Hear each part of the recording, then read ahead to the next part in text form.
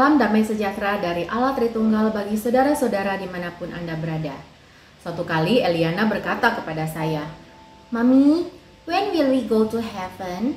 I want to go to heaven." "Mami, kapan kita bisa pergi ke surga? Aku ingin pergi ke surga." Saya kaget saudara mendengar perkataannya tersebut. Tetapi sebelum pikiran saya dipenuhi dengan prasangka macam-macam, saya langsung bertanya kepadanya, mengapa ia mau pergi ke surga? Eliana menjawab, "Karena di surga so much fun, Mami." Karena di surga sangat menyenangkan, Mami. Saya masih belum puas dengan jawaban tersebut, maka saya bertanya lagi, "Bagaimana kamu bisa tahu itu?" Eliana menjawab lagi, "Because Jesus is in there, Mami. I want to be with Jesus." Saudara-saudara, jawaban Eliana itu membuat saya tersentak. Saya tidak menyangka seorang anak 5 tahun dalam pengertiannya yang masih sederhana tetapi bisa memberi jawaban demikian. Jikalau dibandingkan dengan kita para orang dewasa, bila pertanyaan yang sama ditanyakan, "Mengapa kamu mau ke surga?" Kemungkinan jawaban yang sering terdengar adalah, "Karena saya tidak mau ke neraka. Karena saya ingin berkumpul lagi dengan orang-orang yang saya kasihi. Karena saya tidak mau menderita lagi. Karena saya ingin tinggal di tempat yang indah dan penuh dengan emas permata." Apa yang salah dengan jawaban-jawaban itu? Memang benar, tidak seorang pun yang ingin ke neraka. Di surga kita akan berkumpul kembali dengan orang-orang yang kita kasihi yang telah meninggal di dalam Kristus.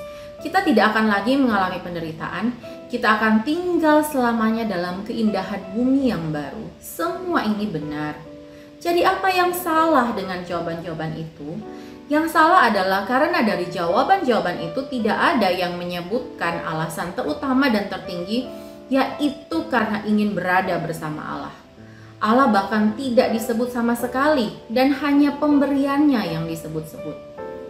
Saudara-saudara yang dikasihi Tuhan, keseluruhan Alkitab dari PL hingga PB memiliki benang merah tentang Allah yang merancang dan mengerjakan karya keselamatan untuk menyelamatkan manusia berdosa.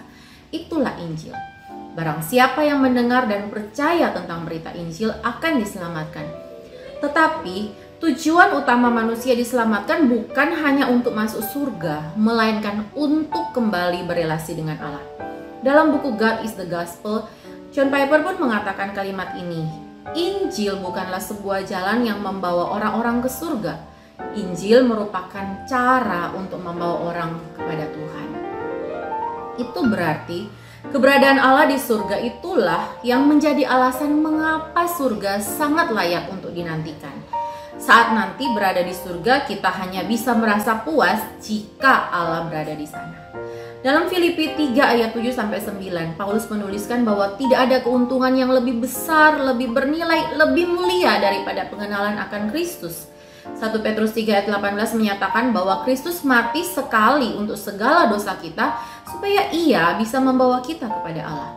Pemazmur juga menyanyikan bahwa sukacita yang sempurna dapat ditemukan hanya dalam keberadaan Allah.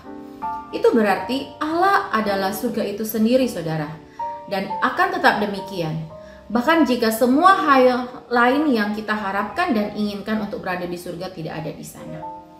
Karena itu saudara-saudara, jika selama ini kita memiliki alasan yang keliru tentang mengapa kita ingin ke surga, maka mulai sekarang mari kita mengubahnya.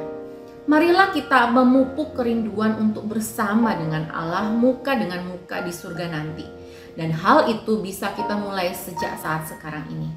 Setiap hari, jadikan Allah sumber sukacita kita, dasar kita untuk berharap, meskipun kita masih terus bergumul dengan dosa dan konsekuensinya.